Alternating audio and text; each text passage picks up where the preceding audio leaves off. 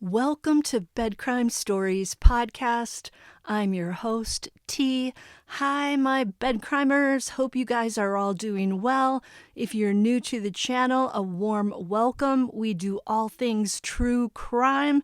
Now let's get to it. When Barry Morphew was charged for his wife Suzanne's disappearance and presumed death, charges that have since been dropped, the investigators described Morphew as a hunter, and what they meant was not just that Morphew was a hunter of animals. They also meant that it was their belief that Barry Morphew resorted to hunting and controlling his wife after he realized she was having an affair and likely was planning to leave him. The investigators believed that Barry Morphew used hunting techniques to capture and corner Suzanne Morphew inside their home, to then do her in and then to dispose of the evidence. The cops thought that if Barry couldn't have Suzanne, then he was going to make sure no one else had her either. The arrest affidavit that Colorado law enforcement released, it states that after Barry Morphew discovered his wife's LinkedIn-fueled affair, he resorted to something he'd done all his life, and that is to hunt and control his prey. The prey, in this case, was his wife, Suzanne. The affidavit revealed how Barry Morphew tried to explain away mysterious stops he'd made in his truck in the days right after Suzanne went missing on Mother's Day of 2020. The police believe that between May 9th and May 10th of 2020, Barry Morphew took steps to dispose of evidence of Suzanne's disappearance and death. Unbeknownst to Morphew, he was captured on surveillance video, Google Maps photos, and cell phone pings, stopping to throw away trash at multiple locations. Morphew excused this series of stops and cell phone pings by saying that he'd had various run-ins with multiple wild animals. For example, during an interrogation with the cops in January of 2021, Barry told them that he'd chased a chipmunk with a weapon in hand around the inside of the house he shared with his wife Suzanne. Morphew claimed that Suzanne was out sunbathing in the backyard when this chipmunk chase was going down in the house.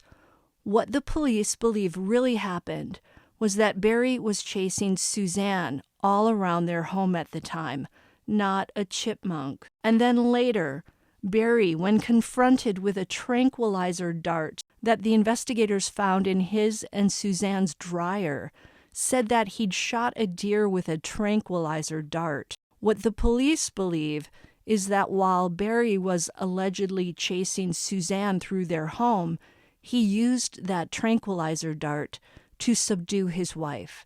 He was probably a very good shot after hunting deer for so many years. Surveillance cameras also captured Barry disposing of something along Colorado's Highway 50 at 4 a.m. on May 10th. While the police believe Barry was tossing away the tranquilizing solution he used with a dart during this drive on May 10th, Barry explained away the early morning road trip as him tracking a bull elk down the highway. Pretty much everything Barry said had something to do with hunting. If Morphew is ever found guilty of his wife's disappearance and death, it would appear that prowess as a hunter played a significant role in how he planned and executed his crime against Suzanne. And again, let me state that the charges against Barry Morphew were dropped. He's no longer in jail and is presumed innocent at this point. I'm talking about Barry Morphew today because I see similarities between that case and the case of the 4 slain students from the University of Idaho. I believe that whoever harmed Kaylee Gonsalves, Maddie Mogan, Xana Coronado, and Ethan Chapin is, like Barry Morphew, a hunter. I say this because of the planning that went into the crime, the sharp-edged object the perpetrator used, and the efficiency with which this person harmed 4 adult human beings, one of whom was a tall, healthy, and I'm sure strong male. Many retired detectives on YouTube are saying that this perpetrator planned this crime over a period of time. They base this on his knowledge of the rather oddly built off-campus home. It's 3 levels.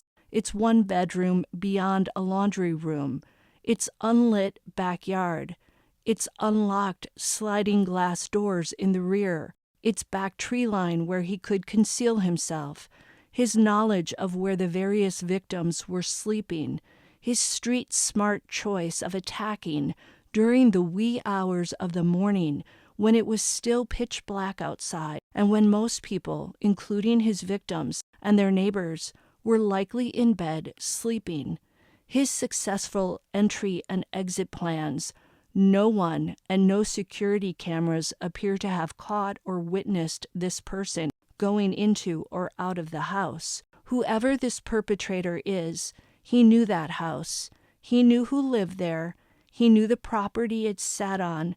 He knew the best place to approach it from without being seen by its inhabitants. And he also knew the best way to flee from it and avoid the lens of a security camera and the eyes of neighbors.